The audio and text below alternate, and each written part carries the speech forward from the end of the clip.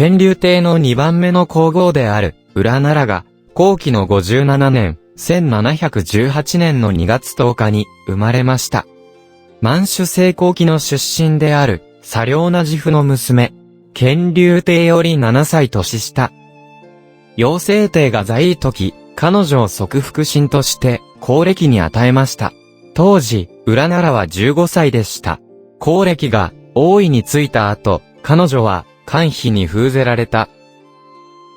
乾隆の13年3月、皇暦の不茶皇后が亡くなり、乾隆の14年4月5日、1749年に、彼女は再び、乾隆帝の2番目の皇后に封ぜられた。立宮の事務を管理する。裏奈良の父親は、宮廷の高官ではなく、左領だけでしたが、少女、裏奈良は、陽正帝によって側腹心として冊封されました。それは、家族の背景によって決定されたかもしれません。しかし、後の借りが先になった裏奈良が得るものは、メンツだけ、次の年月に、彼女は、未亡人のように過ごしました。はじめから、裏奈良氏は皇暦と結婚した後、皇暦は彼女を心に留めませんでした。もし彼女が、陽正帝によって与えられた、側腹心の宝号を持っていなかったら、彼女の人生は、さらに暗くなるかもしれません。しかし、彼女のステータスがさらに身体、極まるのは、まさにこのタイトルです。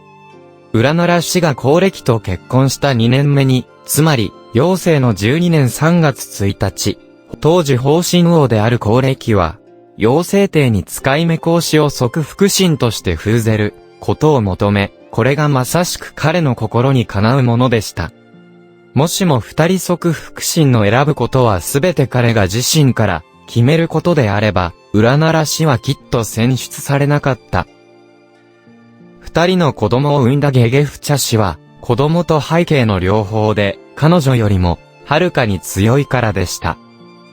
それゆえ、裏奈良氏の存在は、皇暦にとっては、あってもなくても構わないのものでした。そして、彼女は、彼が興味を持っていないが見なければならない女性です。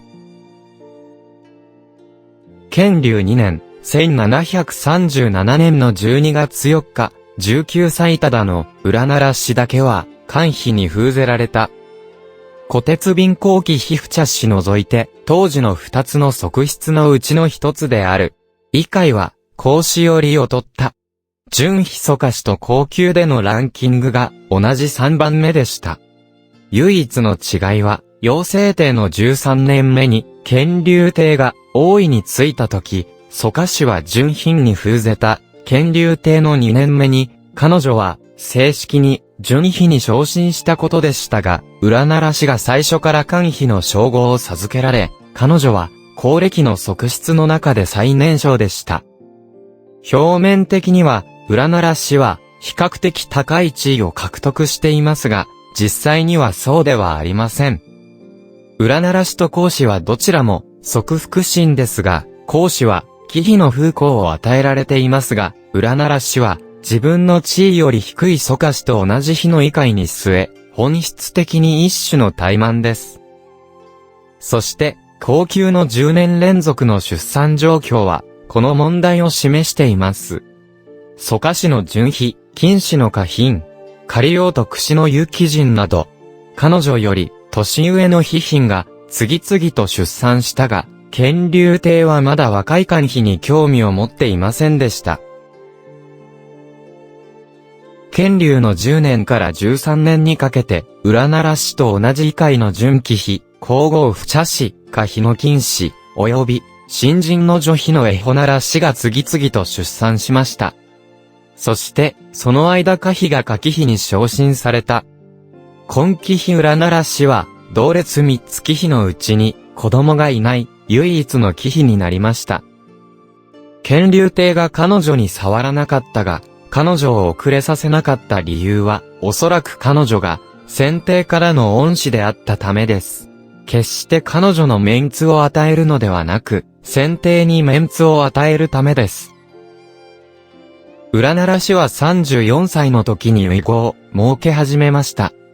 乾隆帝が彼女に恋をしたからではなく、彼女が当時すでに皇后だったからでした。当時彼女は皇后でなかったら、乾隆帝は絶対に彼女と子供を作ることを考えませんでした。乾隆13年、1748年の3月11日、高賢順皇后が亡くなり、同年7月1日、桓貴妃は後貴妃に晋封された、立宮の事務を管理します。ご存知のように、乾隆帝は、親孝行な息子であり、皇太后の意思に従うために、彼は、父茶が亡くなった年の7月にしぶしぶ、裏奈良氏を、後貴妃に冊封した。その年、後貴妃裏奈良氏は30歳で、乾隆帝は37歳でした。皇后裏奈良氏の運命は、実際に、彼女が後貴妃になり、立宮の事務を引き受けたとき、悲劇に終わる運命がもう決まりました。彼女は、乾隆帝の心の中に、皇后ではない、乾隆帝の心の中に、唯一の皇后は、彼自身の初婚の妻、父茶皇后でした。裏奈良氏が、皇后に決まることに関しては、後政権皇后、当時の皇太后と乾隆帝が様々な政治勢力を評価した後の決定である。まず、皇后は満州の定山期出身でなければなりません。これは必要な政治条件でした。当時、満州の定山期出身に合う候補者は裏奈良氏だけでした。そして、彼女の資格と理解も十分であり、それゆえ、あらゆる条件に合う方は彼女だけでした。特に、彼女は、養成帝から指定された、側福神でしたので、この点だけで、彼女が、同時期のすべての側室よりも優れていることが、決まりました。これは、皇太后によって、乾隆帝に、裏奈良氏を皇后にするよう命じた意思中に非常に、明確に述べられていました。裏奈良氏が、皇后になった初期の頃、乾隆帝と彼女との関係はまだ比較的薄く、乾隆帝はしばしば元妻を恋しく思う詩を書いていました。乾隆の16年目に、乾隆帝は裏奈良皇后に対する態度は変わりました。その年の3月11日に、高賢順皇后死後の3周年で、初めの江蘇省と浙江省の南順に、ちょうど間に合うように。乾隆帝と裏奈良皇后は、甲州の清隠寺の安宮に泊まるように皇太后から命じられました。高賢順皇后を偲んでの詩の中で、皇帝は、裏奈良皇后に対する罪悪感をうっかり明らかにしました。反省した後、乾隆帝は、慶皇后が元妻より劣っていることではなく、元妻との深い関係のために、彼女に阻害したことに気づきました。慶皇后には、何の問題もないので、過度に無視してはいけません。その後、彼は、彼女との感情を育むことに焦点を当てました。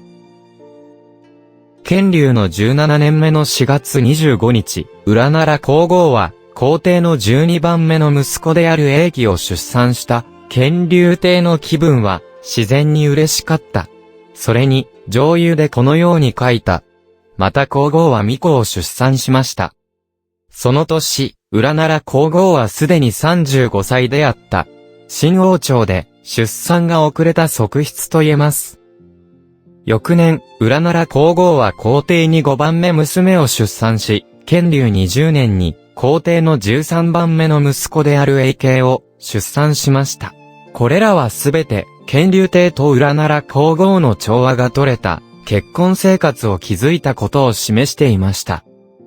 当時、裏奈良氏はとても、乾隆帝からの恩寵を受けた。しかし、このような調和は、線香花火のような、短いでした。乾隆帝は、乾隆16年目皇后との関係を築こうと、したから乾隆20年目に永慶が、出生まで、4年足らずで、裏奈良氏は、子供産むが止まりました。永慶が生まれる、数ヶ月前に、近畿妃の大家氏が、乾隆帝の6女を出産しました。これは、皇帝から裏奈良氏の恩寵が別の側室に分け上げられた兆しであった。著しく、乾隆帝は明らかに他の女性に恋しいており、もちろん大家氏だけでなく、麗妃のウィ氏でもありました。ウィ氏の以後、乾隆の7番目娘は、永慶より、半年遅れて生まれました。永慶が生まれる前は、皇帝の寵愛がすでに大家氏とウィ氏に移されており、裏奈良にの恩寵もを失っていた。その後、ウィ氏は基本的に、乾隆帝の子供たち全員を産み独占し、また別の子供を産んだ大家氏を除いて、ウィ氏が亡くなったまで、彼女は、乾隆帝に、合計6人の子供を産んだ。このような寵愛が、裏奈良皇后の手の届かないところでした。裏奈良氏は15歳で、皇暦と結婚し、48歳で孤独死まで、33年の間に、4年未満の短い間の色づく人生しかありませんでした。乾隆帝は、裏奈良氏を皇后に選ぶことは、最も不本意だったので、彼女と子供を作ることを欲しがったではなく、関係が良かったとしても、やっぱり少し気が進まない。裏奈良氏の直系の息子である永喜は、普茶氏から生まれたエイレニア・エイソーのように、乾隆帝によって、密かに後継者として確立されたことはなく、彼女を不安と少量を感じさせた。乾隆帝は、普茶氏への執着と裏奈良氏への相対的な無関心は、彼女を敗北させました。皇后であろうと女性であろうと、彼女は決して乾隆帝に重視されなかったために、心に非常に不満を抱いていた。時間とともに皇帝と皇后の間の裂け目が勃発し、最後に、乾隆の30年目、南順の時に、皇后の運命は一変しました。当時10年間不利だった、裏奈良皇后は、乾隆帝に同行し、山東省を通っていた、孤高乾順皇后が前派山東省で亡くなった。17年前、普茶氏が、乾隆帝の東順に同行した時、彼女は、災難で病気になり、後に徳州で亡くなりました。それ以降、乾隆帝が南海山東省を巡行する時に、災難に入ることはなかった。今回、乾隆帝は、普茶氏に詩も書いた。乾隆帝の横にある裏奈良氏の非常に勝ち気である。心を本当に指したのは、普茶氏への苦い愛を含んだ、この叙々的な詩だった。次の断髪は、裏奈良氏の感情的な絶望のヒステリックな爆発に、他ならない。満州の風俗では、最もタブーなのは髪を切ることです。皇太后や皇帝が亡くなった時だけ、皇后は髪を切ることができます。当時、皇太后と皇帝はまだ生きていましたが、裏奈良皇后は突然髪を切ったので、間違いなく、皇太后や皇帝への呪いでした。したがって、乾隆帝が激怒して、裏奈良氏を廃し、後に、彼女を許したくなかったことは、理解できます。乾隆30年1765年の正月、乾隆帝の4回目の南順は以前と同じでしたが、皇太后、皇后、そしていくつかの側室が同行しました。南順の初めの時に全てが正常でした。途中で、皇帝も裏奈良皇后48歳の誕生日を祝いました。2月18日、彼たちが甲州にやってきて、美しい、幸せ、記名金で朝食をとった時、皇帝も皇后に、たくさんの食べ物を賜りました。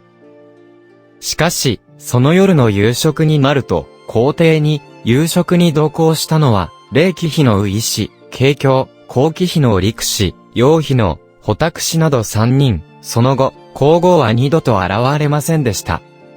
新旧の記録によると、2月18日、乾隆帝は、4番目娘のご主人福龍安に命じて、皇后を水路で、北京に送り返しました。4月25日南順は終了した、乾隆帝が北京に返し、すぐに、人に命じて、皇后の手元にある冊書と印鑑を取り戻し、使用人の何人かを削減した。